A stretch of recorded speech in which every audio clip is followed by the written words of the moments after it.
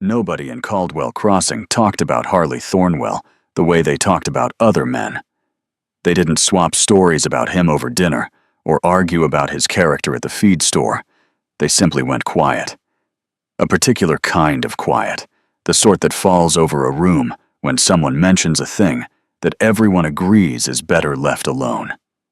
His property sat at the far edge of town, separated from the nearest neighbor by nearly 2 miles of dry brush and red clay road.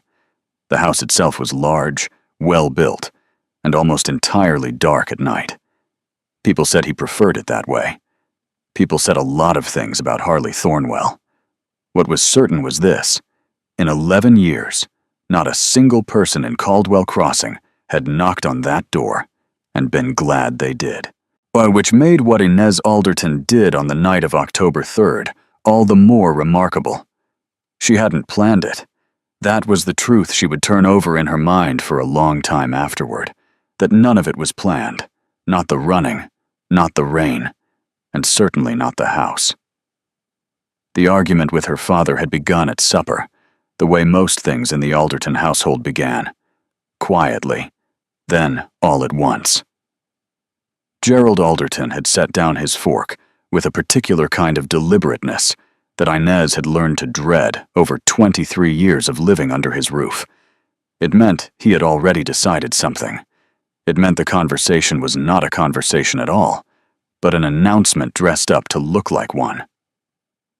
"Hector Baines has made an offer," her father said. "A fair one. I've accepted." Inez had gone still. Hector Baines was 51 years old. He owned the largest cattle operation in the county and smiled at women the way a man smiles at land he's already purchased. She had spoken to him exactly 4 times in her life, and each time she had walked away feeling smaller than when she'd started. "You accepted," she repeated. "The wedding will be in the spring." Gerald picked his fork back up. "You'll want to start on a dress." She had sat there for a long moment, hands folded in her lap, the way her mother had taught her. Then she pushed back her chair, walked to her room, and began to pack a bag. Not everything, just what she could carry. She was out the back door before her father finished his coffee. The rain found her about a mile out of town. It came sideways, the way October rain in that part of Texas had a habit of doing. It cold and immediate and entirely without mercy. Inez pulled her coat tighter and kept walking. She had a cousin in Marsville, 2 towns east, and a general idea of the road that led there. That was enough. It had to be enough.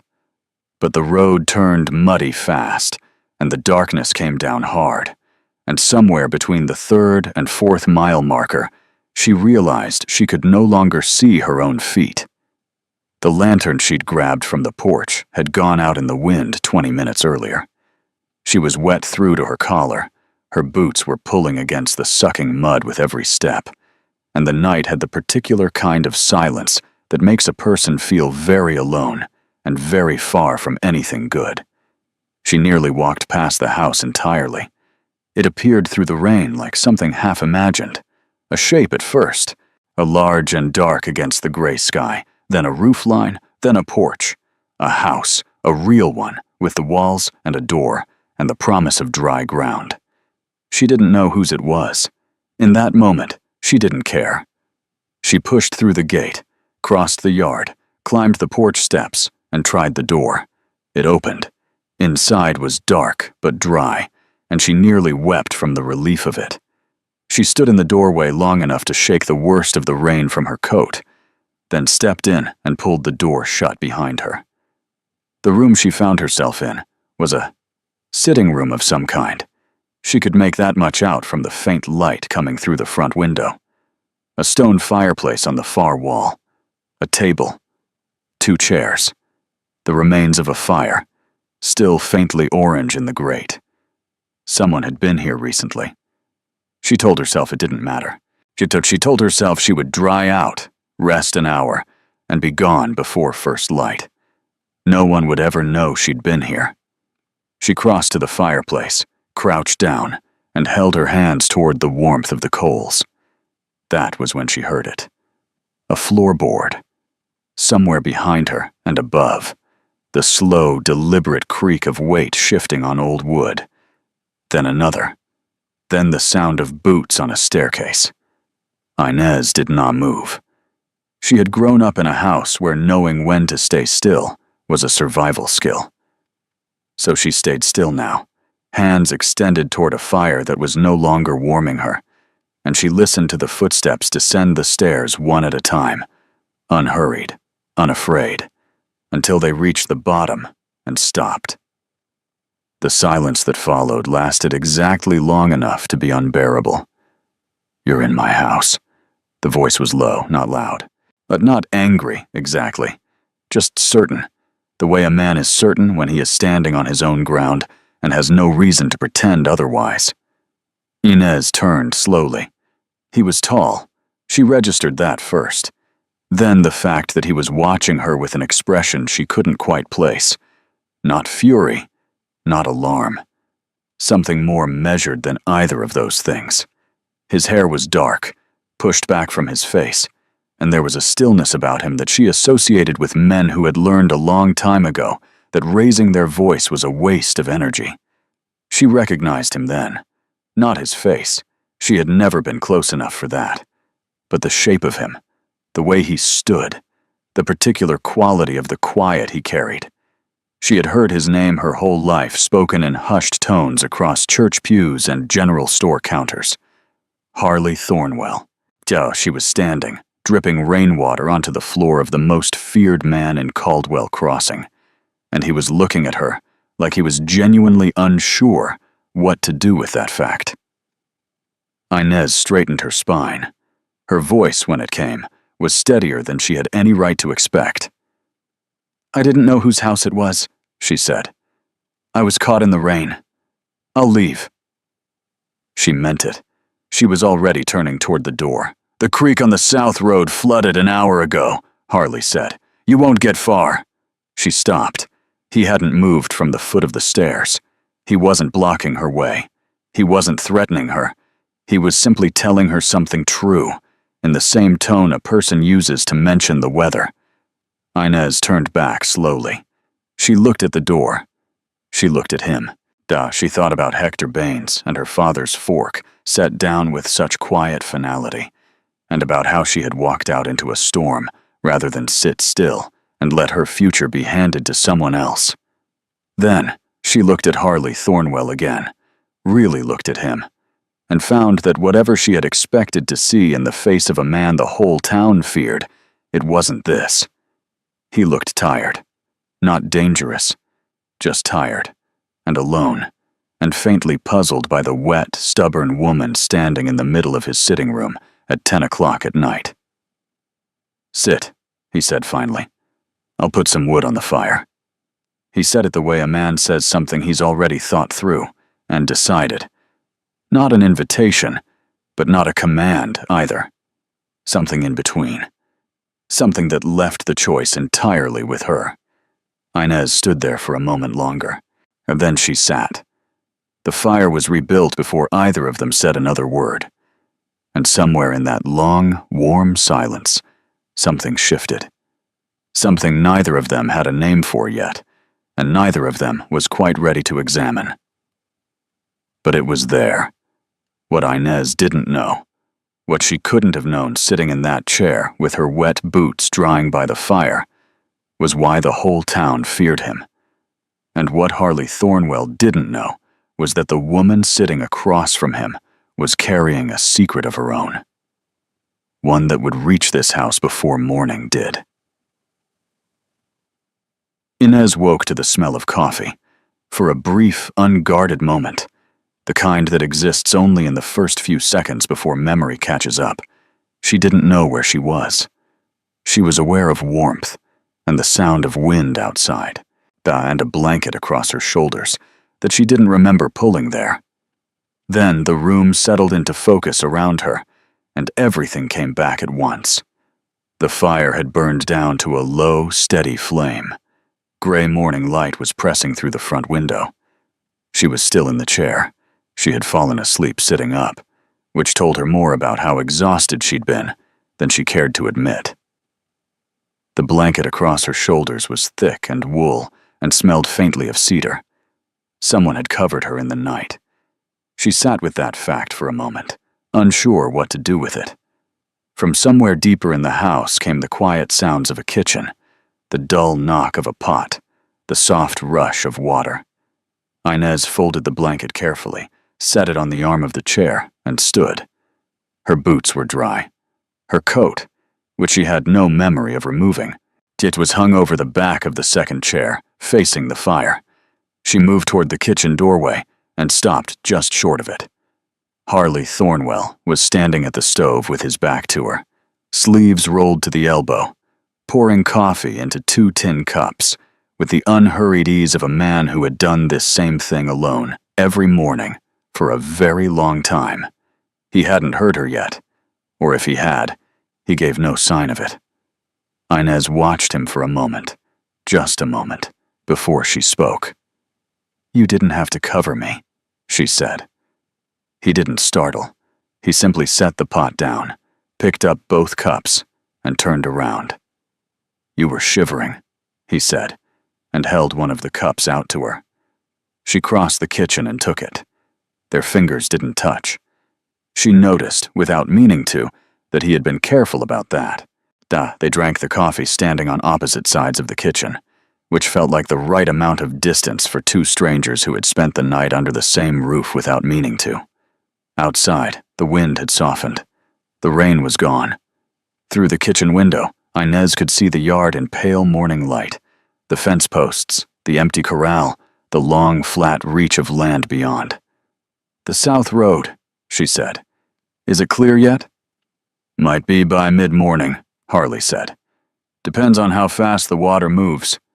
She nodded and looked into her cup. She was doing arithmetic in her head. How far to the next town? How long on foot? Whether her cousin in Marsville would ask too many questions, or too few. "Where are you headed?" he asked. It wasn't a demanding question. It carried no edge. But he asked it the same way he'd told her about the flooded creek, like a man who thought information was practical and didn't see the use in withholding it or asking for it rudely. "East," she said. He accepted that without pressing further, and she found herself unexpectedly grateful for it. By the time the sun had fully risen, it was clear the road was not going to be passable by mid-morning. A boy from the nearest farm down the road, no older than 12, riding a mule with the confidence of someone 3 times his age, came by to say the creek had taken out the low bridge overnight. It would be at least 2 days before a wagon could cross, maybe 3. Inez stood on the porch and received this news with the particular stillness of someone who has run out of immediate options and is reorganizing around that fact. That Harley stood beside her. Not close, just present. "You can stay," he said, when the boy and his mule had gone. "Until the road clears.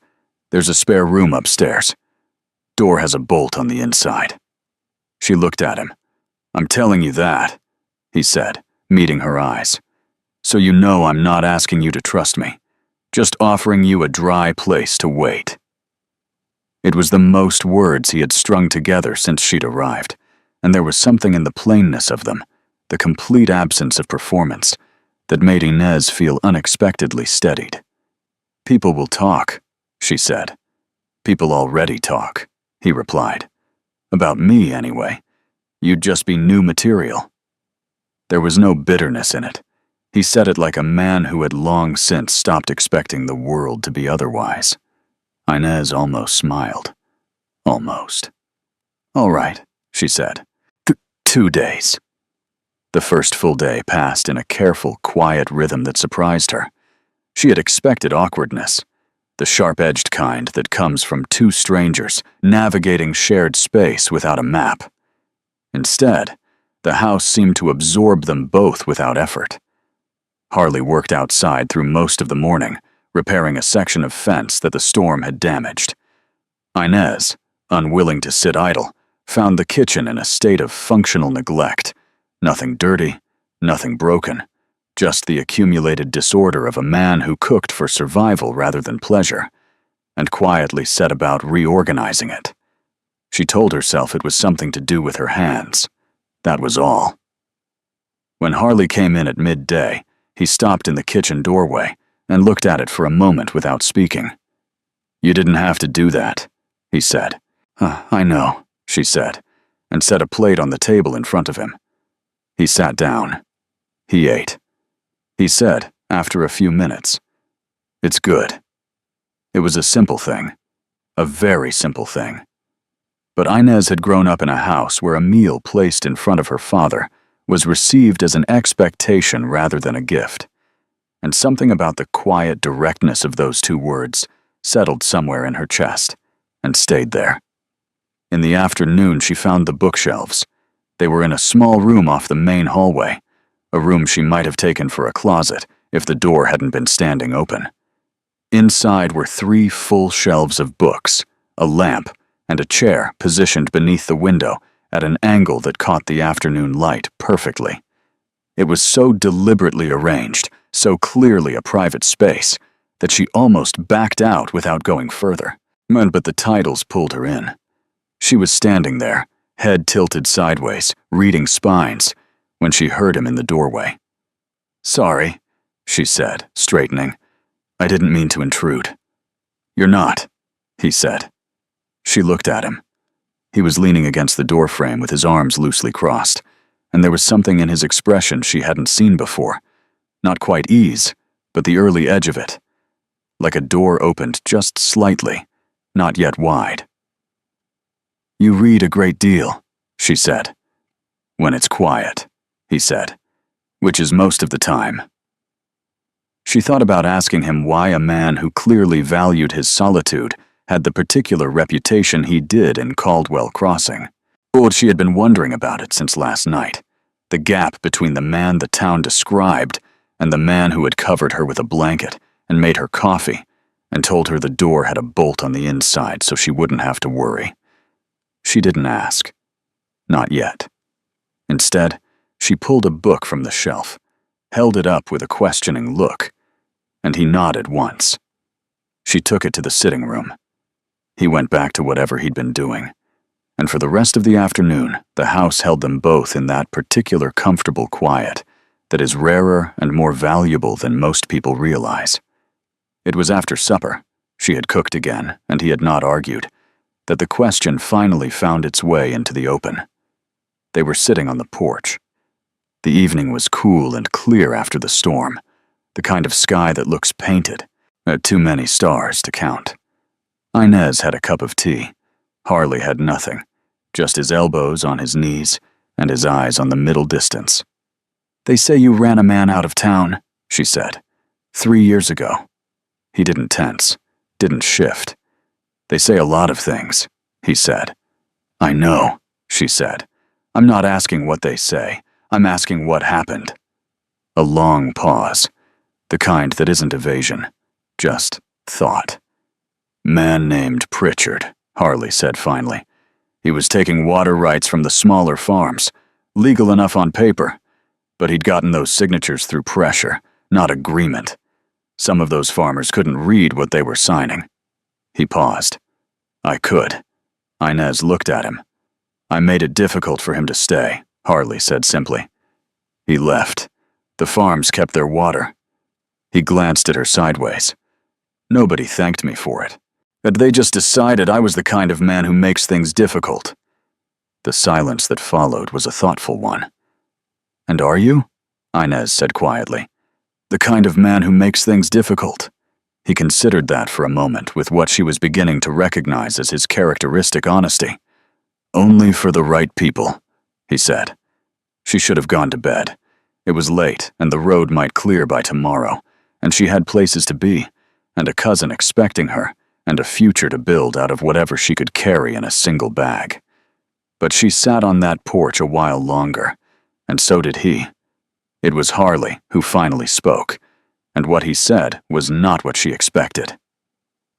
"Your father," he said quietly. Not a question. Not exactly. Inez went still. "You didn't leave because of rain," he said. He wasn't looking at her, and he was still looking at the sky the same steady way he looked at everything. Nobody packs a bag and walks out in the dark over weather. She didn't answer right away. The words her father had said, "Hector Baines has made an offer. A fair one. I've accepted," sat in her chest like stones.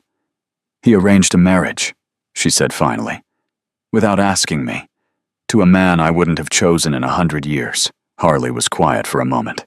"And he'll come looking," he said. It wasn't a question this time. Inez felt the truth of it land with a weight she'd been outrunning since last night. "Yes," she said, "he will." The stars were very bright. The night was very still, and somewhere down the dark road that led back toward Caldwell Crossing, a lantern was already moving. She didn't see it, but Harley did. Well, he'd seen it from the porch for the last 10 minutes, the distant bobbing light of someone who knew exactly where they were going and had no intention of stopping until they got there. He looked at Inez, sitting beside him with her tea gone cold, and her jaw set with the particular quiet courage of a woman who had already made her hardest decision and wasn't going back on it. Then he looked at the lantern again, and he made a decision of his own. Harley stood up from the porch without a word. Inez followed his gaze and saw it then. The lantern, distant but deliberate, moving along the road with the kind of purpose that had nothing to do with coincidence. Her stomach dropped. She knew before she could think it through that it was her father. Gerald Alderton had never in his life let something he considered his simply walk away from him. "Go inside," Harley said quietly. It wasn't a command. It carried none of the weight her father's instructions carried. None of that particular heaviness that said, "because I said so," underneath every word. It was something closer to a request from a man who had already thought 2 steps ahead and was trying to give her time. Inez stood up. She didn't go inside. "I won't hide," she said. Harley looked at her then, really looked at her, and something moved across his face that wasn't quite surprise, but was adjacent to it, like a man recalibrating. "I know," he said. "I wasn't asking you to." He stepped down off the porch and walked to the gate.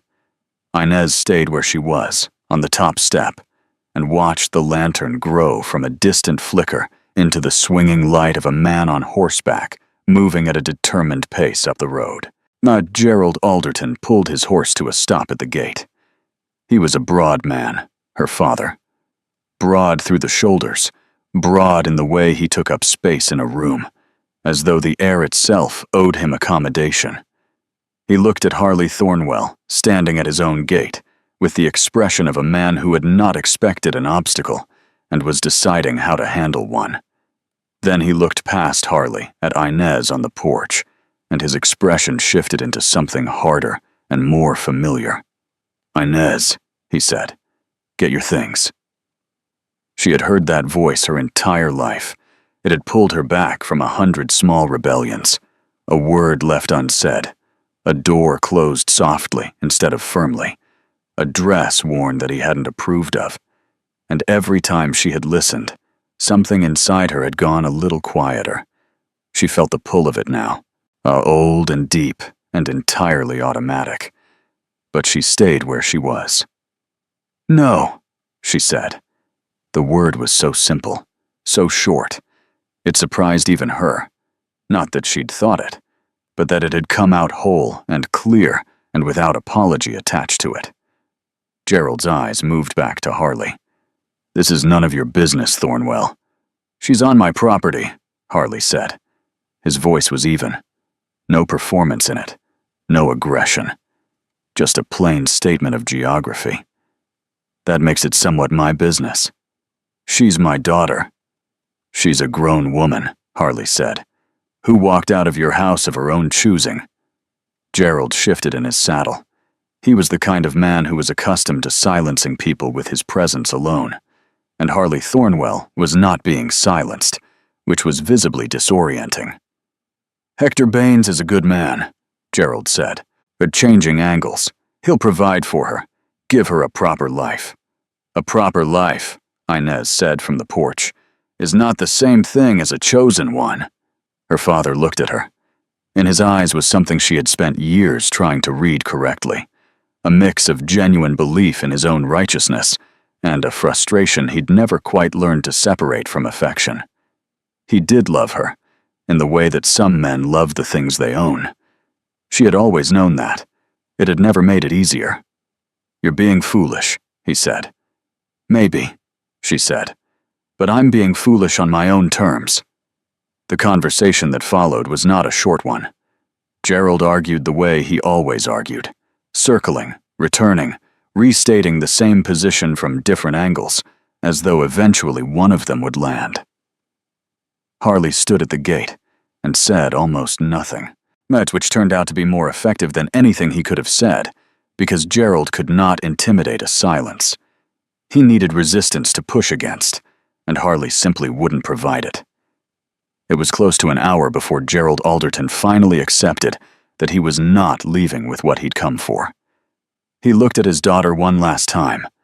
Something in his face shifted, not into warmth exactly, but into a reluctant acknowledgement that the thing he was looking at was no longer entirely his to direct. "This isn't finished," he said. "It is for tonight," Inez replied. He turned his horse and rode back the way he'd come, the lantern swinging with the rhythm of the animal's movement, until it disappeared around the bend in the road, and the dark settled back in, quiet and complete. Inez let out a breath she had been holding for what felt like several minutes. Harley came back up the porch steps and stood beside her, both of them looking out at the empty road. "You didn't have to do that," she said. "I know," he said. She looked at him sideways. "That seems to be a habit of yours." The corner of his mouth moved. Not quite a smile, but the suggestion of one, the shape of it just beneath the surface. "Go get some sleep," he said. "Road should be clear by morning." She didn't sleep for a long time. She lay in the spare room with the bolt drawn and the window open slightly to the cool night air, and she looked at the ceiling and thought about choices, the ones made for you, the ones you make in desperation, and the ones you don't quite realize you're making until you're already in the middle of them. She thought about a man who had stood at his own gate for an hour in the dark, on behalf of a woman he'd known for less than 2 days. Not because she had asked him to. Not because he had anything to gain from it. Simply because she was on his property, and she had said no, and he thought that ought to mean something. She thought about the blanket across her shoulders in the night, the coffee in 2 cups. The door has a bolt on the inside. Sleep came eventually. It came easier than it had any right to. In the morning, the road was clear.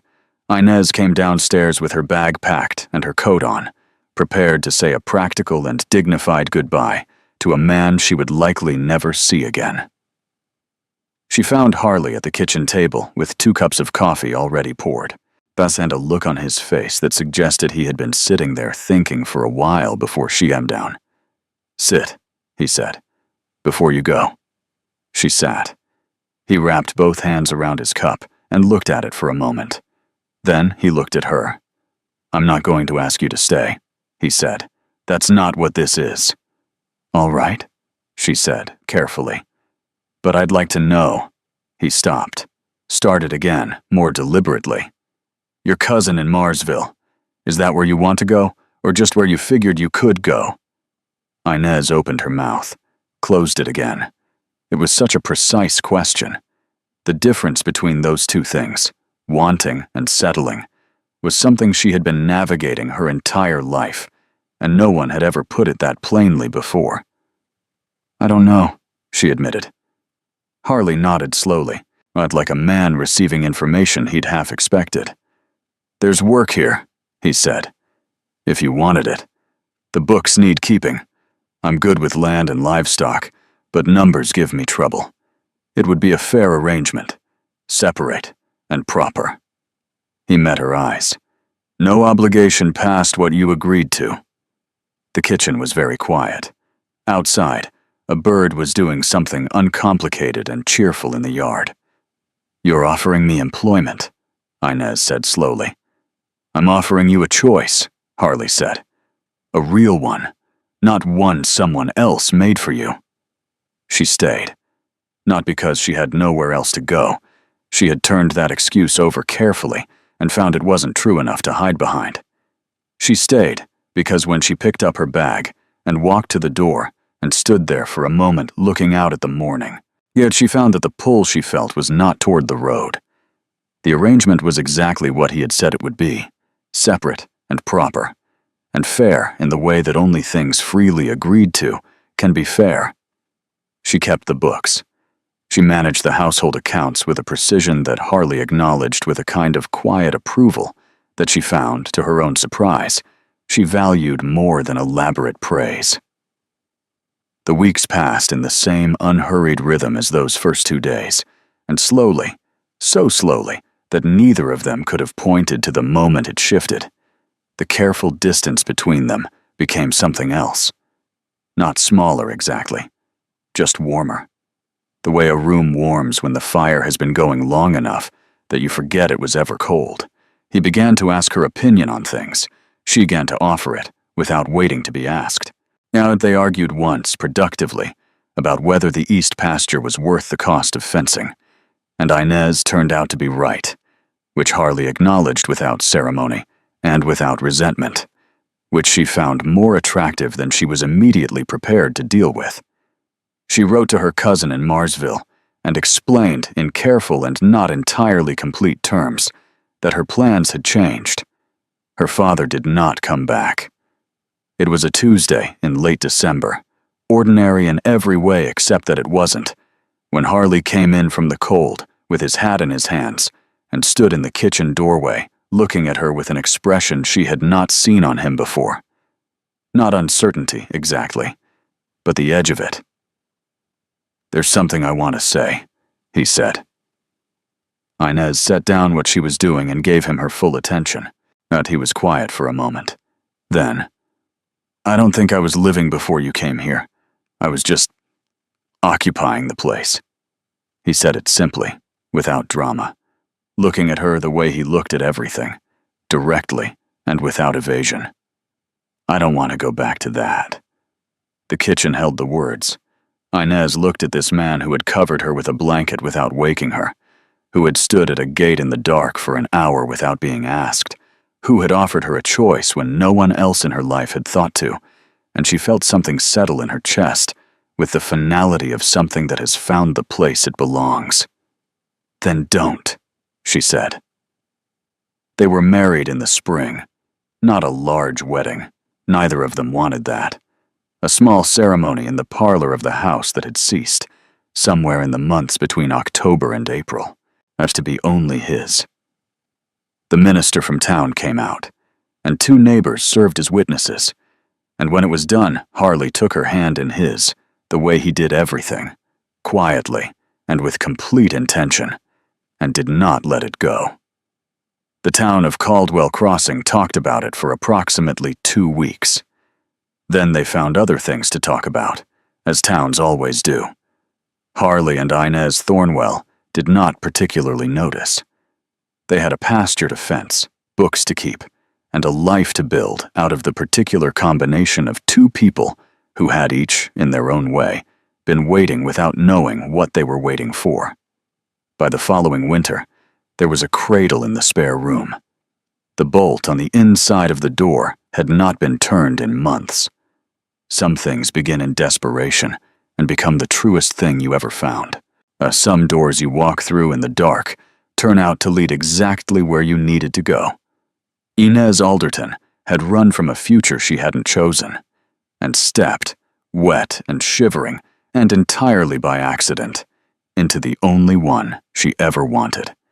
If you find yourself drawn to stories like this one, quiet and warm and human, there are more waiting for you here.